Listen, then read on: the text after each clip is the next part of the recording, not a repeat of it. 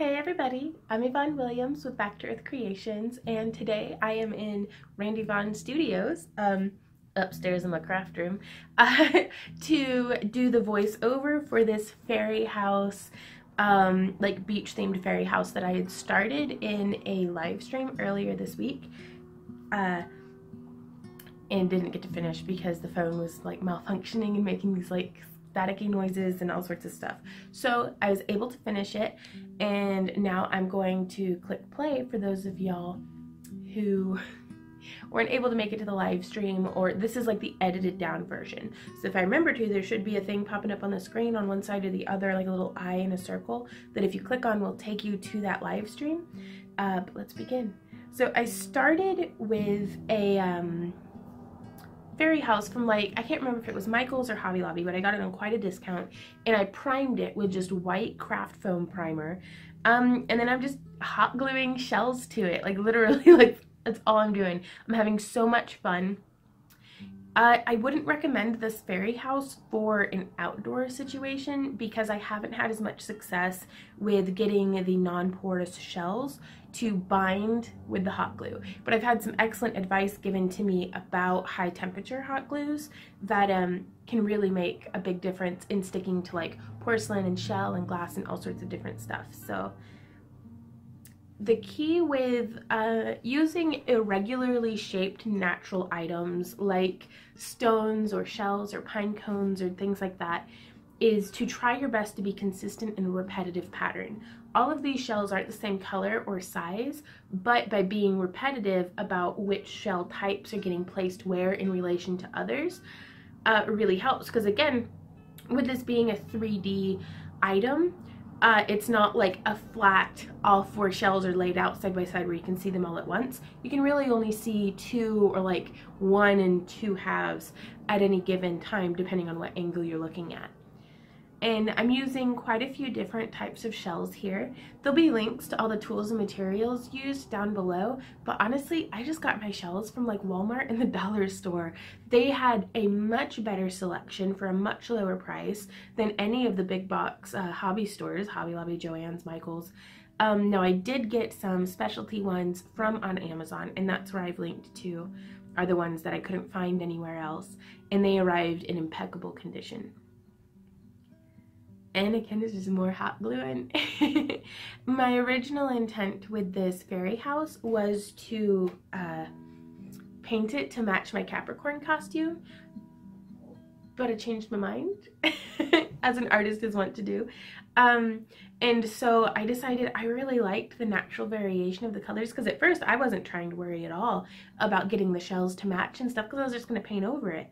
But then when it was all said and done, I was like, ooh, I like this. So I left it just as it is. These are little resin rhinestones that I had gotten, again, links down below. And they hot glue fantastically onto just about everything. Like, I think the glue melts it a little bit on the back, so it really binds it even though it's relatively non-porous. And here you can see I just glued on another little, I think it's like a 12mm rhinestone, just directly onto the shell. And now I'm starting to build up the like foundation planting of, like, if this were landscaping, of the shells around the base of the house. And it was so helpful for all y'all who were in the live stream who were like, hey Vaughn, you're off camera. I don't know if I'll ever get the hang of this, but I really appreciate you guys helping me out. Oh, my kitty's rolling around on the floor. Hey kitty. She's like, don't look at me. And just, again, using some different styles and shapes and sizes of shells and just clustering them in together. I personally have a lot of success with putting in the big pieces first and then filling in with smaller ones. That seems to be in a lot of the fairy houses that I do. I do the big first and then fill in with the finer details. And I really like this kind of like bird bath effect of doing a little shell with a rhinestone in it. And this was the only piece of coral that I used in the whole thing, was that just that little piece of and then some little cowrie shells. And I've been saving odds and ends beads for ages, because sometimes I'll like be gifted or purchase a string of shell beads from online, or I'll be gifted from somebody. Thank you guys so much, by the way, for all your generosity.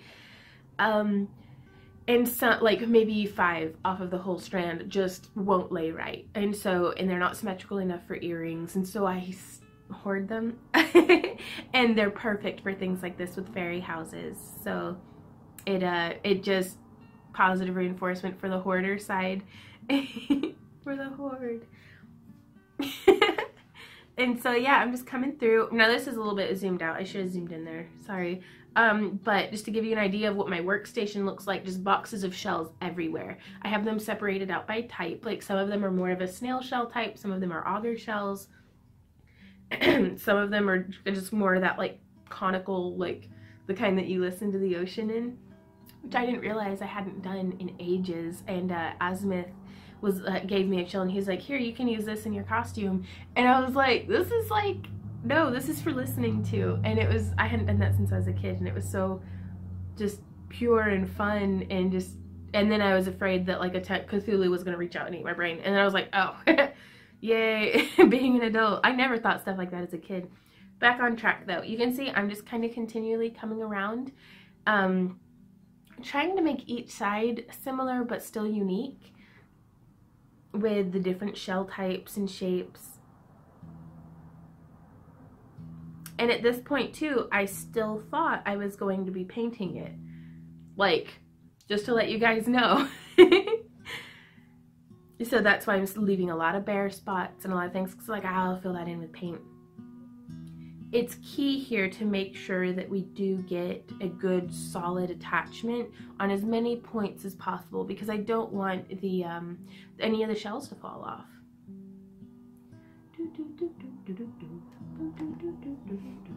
And then just kind of, it's so fun to build these because it's instant gratification. There's really no risk of messing it up, because whenever you're sculpting with polymer clay, I'm always afraid of dropping it, and there's always that, oh, well, time to bake it. I hope it doesn't like spontaneously combust in the oven. Going off camera again.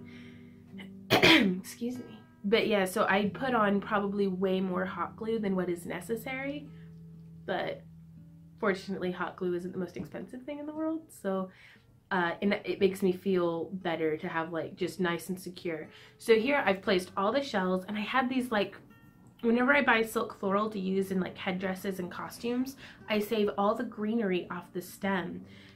These were from, I don't know, like 5 years ago, but I had saved them, and they were a little too plasticky to use in a costume because I like the drape of like the silk floral, like the fabric silk floral.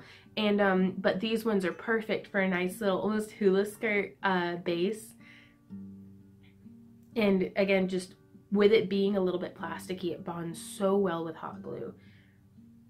And I'm coming through and placing just varieties of different moss. There's different, like Michael's, the craft store, if you have access to one, sells these flats of like just plastic grid, but each point where the grids line up, a little segment pops up, and it's perfect. I think it's designed for you to pull those off, the little segments, and so that's where I'm getting a lot of these smaller silk floral segments. And then also, I don't hesitate a bit to cut up larger excuse me, larger segments of silk floral to like just take the tip off of like a greenery one, and use that. I kind of poked little bits here and there into the like broken spots of shells and different things. Like I had fun with it. In this dried moss, sorry, excuse me, this dried moss is perfect for, I'm straight up losing my voice. This dried moss was perfect for filling in all those little gaps. Maybe coffee will help.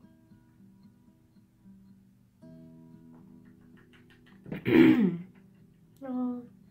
But yeah, I also wanted to come underneath the awning of the roof and just kind of glue in some little fronds of stuff there.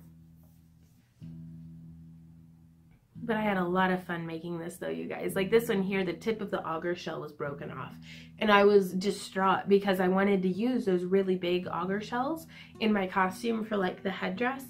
But with the tip broken off, it felt unusable. But then I found a perfect application for it here with the fairy house, so that made me really happy. And then they have these little, at Hobby Lobby I think is where I got them, like little like plastic like rosettes. Now they don't have holes or anything in them, but and I just pull one of them off and they're like little cabbage roses, and they make perfect little filler details for you want a nice delicate little flower. But with all the stuff on the fairy house, I try to use a plasticky or rubberized, like here these little palm fronds, fern fronds that I just added into the hole of that shell are like a very rubbery texture. And I think I wanted this to be able to, if it gets dusty or like really dirty, you could, I mean, not run it through your dishwasher, but yeah, this is like the third video I've shot today and I'm losing my voice. I really loved this part, and I think I'm actually going to make some little seashells, that just like seashell terrariums that have little like moss and silk floral and stuff, and maybe like a gemstone or something sticking out of them as giveaway on my Patreon. Now also, it's a beautiful segue into this fairy house I'm actually building for my Patreon giveaways. So this will actually be given away, what day? I have a calendar right here that I can look at. It will be Tuesday, January 23rd. I'll be giving away this fairy house to anybody who's a $1 or up patron is got their name in the hat for the giveaway. If you pledge $1, you get 1 entry into the giveaway. If you pledge $5, you get 5 entries. Be right back, gotta let my cat out. So here, again, I'm just planting more of that silk floral. Oh, go on, I know, you're always on the wrong side of the door. Okay, there we go. Poor cat. It's hard being a cat though. No sympathy whatsoever. But just kind of poking and putting little pieces of the silk floral in. And I really like, well, I guess I shouldn't have cropped it right there, should I? I'm working off camera.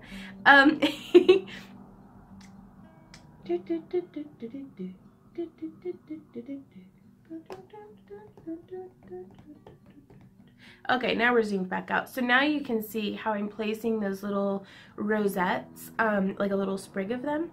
And then I'm using the broken end of a paintbrush to kind of smush down the hot glue. And then I come in with a little piece, like a little scrap piece of moss. And then while the glue is still like melty, and kind of cram that in. That way you can't see the roots, and it's the perfect blending agent for getting everything to kind of just fit in together. As soon as I start to feel like I'm getting slightly better at video editing, I go and do something like that and completely crop off, and it's like, oh, I didn't mean to do that.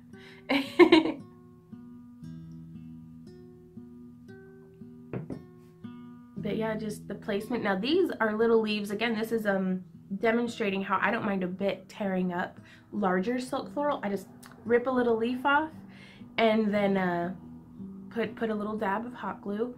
Whenever I get long trails of that like spiderwebby, cobwebby hot glue coming off of stuff, I slow myself down a little bit and I start to be a little bit more careful about wiping the tip. And then I just clean them up as I go. Now here I was actually given some really beautiful abalone shells. I don't think I pronounced it correctly, but it was designed to be this fairy house in an open air incense burner. So you could put a charcoal briquette in there and put loose leaf herbs on it, or you could just put a little, I would put a bed of salt or sand or like maybe a little ceramic tile to protect the shell in the fairy house, and do like cone incense or whatever you like, but I thought this would be a really nice addition to one of y'all's fairy gardens. So may the odds ever be in your favor for winning these giveaways. I do a giveaway every Tuesday during my live stream now, or live streams rather. And so just the more support and participation we get on our Patreon, the more things like this we will be able to do. My next goal will be able to do 2 giveaways every Tuesday, but it's going to take a minute for us to get there because shipping is pretty expensive. And speaking of shipping, these giveaways are international, so you could be anywhere in the world and I will ship these to you. Now I write the value as quite low. That way hopefully you won't have to pay customs, but sometimes like on the bigger fairy houses like this, like I'll contact the winners as we go and we'll kind of work it out, because y'all know your postage system way better than I do probably. So we'll kind of work forward from there, but good luck everybody. If you have any questions, comments, or ideas, I'd love to hear from you down below. There are also links in the video description, not just to my Patreon, where we do post things that you don't even have to be a pledger to be able to see it. Just have a Patreon account. And then we also have Facebook and Instagram. But thank you guys so much for hanging out with me. I hope that you enjoyed this tutorial. Let me know what you think of the voiceovers off on the side, because I know a lot of y'all were saying that you kind of missed that interaction that we get here on the videos that I was doing that are just like edited with music. But man, I've been crunching on that project so hard though, it's kind of, I didn't have time to do the voiceovers, but I am promising you guys all of those smaller sped up videos will be getting put together into one big comprehensive voiced over, like lots of like complete tutorial on how I built the Capricorn costume. So we'll say it like it's done. It's not done yet, but that will be coming. So those are mostly like little tantalizing teaser videos. But okay, I'm gonna go now, but happy crafting everybody. I'll see you around. Bye.